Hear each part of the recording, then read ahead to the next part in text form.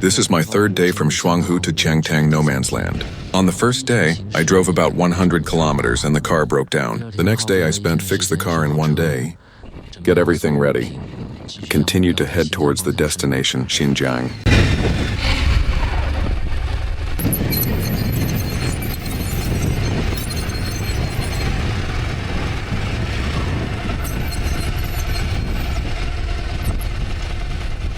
The glacier ahead is about 8 meters wide, and the surface is very smooth. I sat in the car very carefully. I slowly tested the adhesion of the tires on the ice. Falling down is not terrible, but in such a smooth position, to lift this motorcycle fully loaded with luggage, motorcycle weighing over 400 kilograms, it will undoubtedly be very difficult. I know this very well. I can only slowly release the clutch and stabilize the speed. Once the speed is out of control, the result of braking will be slipping and falling. This is also the experience I accumulated from encountering snow and ice roads.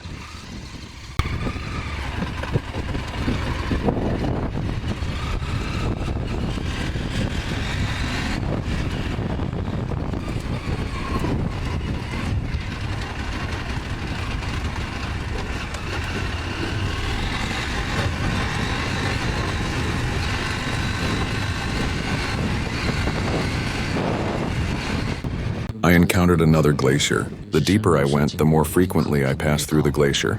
The glacier is not as flat as it looks. Water flows to lower places. The ice surface will also tend to be inclined. Some places even bulge. For a motorcycle with only 2 wheels, it's difficult to control balance and the tires don't slip, which is very difficult. It's like a mouse in a frying pan. I need to focus my mind, carefully and slowly pass through the glacier. It's exhausting my physical strength.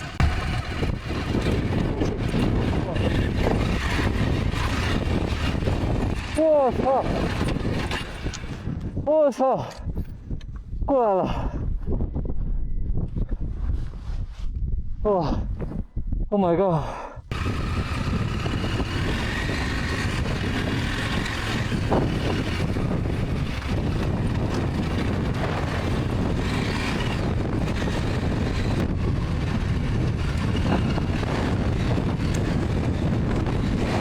As I went deeper, I have entered a very large river beach. From the satellite map, this kind of riverbank road conditions will cover me. Most of the terrain I will cross next. The soft sand makes it hard to control the direction, and the handlebars began to sway left and right. I need to frequently cut the clutch to adjust. If I accelerate randomly, the car will rush without direction and fall. The physical exertion is too much in such road conditions.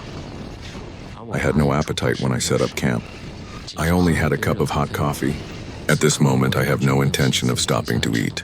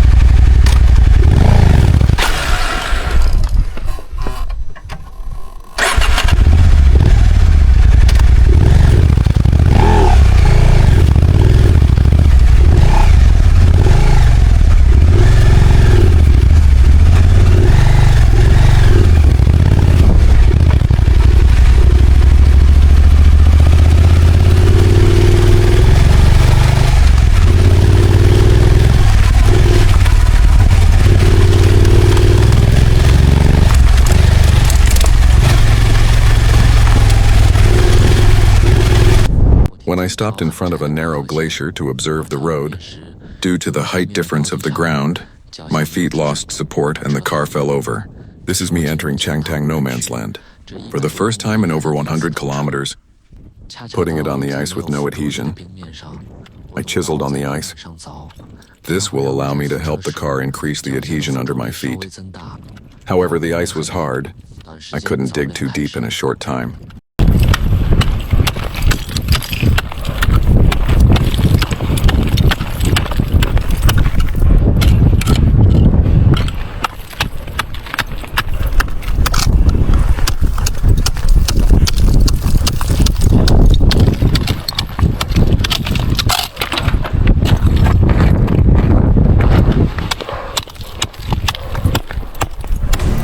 After removing the camel bag in the back seat, I began my first attempt to lift the car. When I lifted the car at a certain angle, my feet started to slip.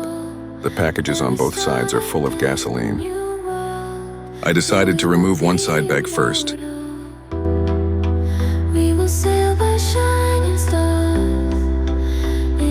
And continued to gather strength to try.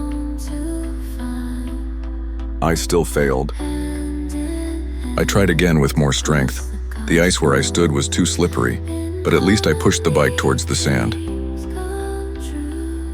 My body was very tired. I rested my hands on my knees, panting heavily.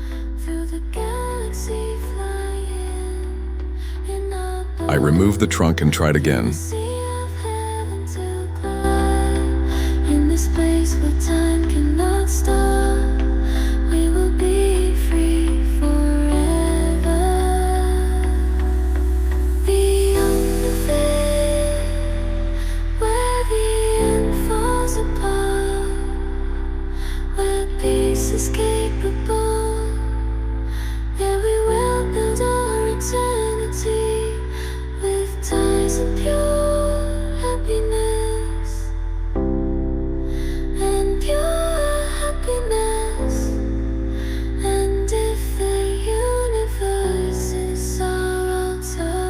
The repeated attempts gradually drained my energy. I'm constantly switching between resting and trying.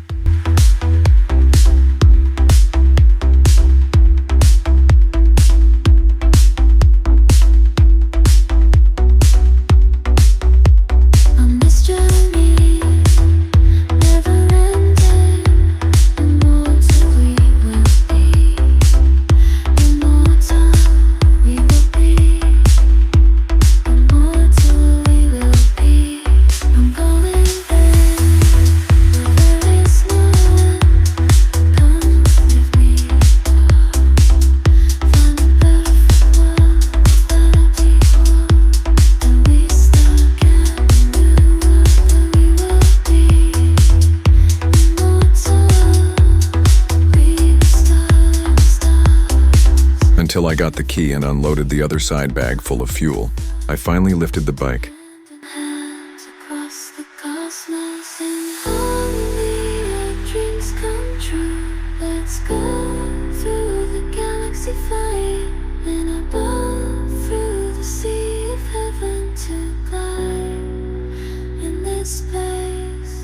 After this series of operations, I almost exhausted all my strength.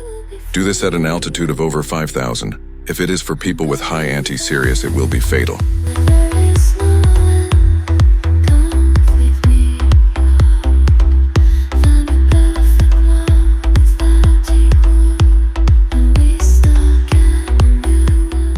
The vast Qiangtang no man's land.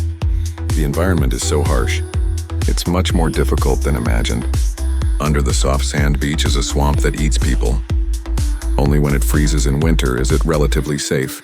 Looking at this barren land, I felt exhausted.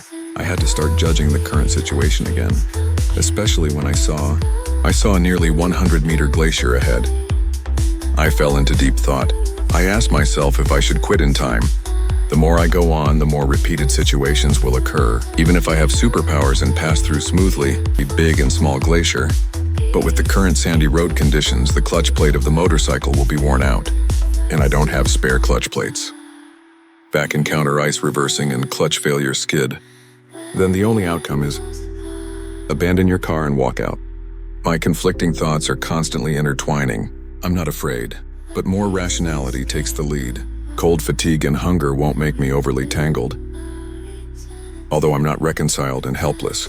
Looking at this icy and silent land, I still made up my mind to turn around. This time I crossed Qiangtang no man's land was fixed at 33 degrees, 41 minutes, 22 seconds north latitude, 88 degrees, 28 minutes, 53 seconds. With a sense of unwillingness, I put the equipment back on the car again. I think my judgment and decision are correct. Is there anything more costly than losing one's life?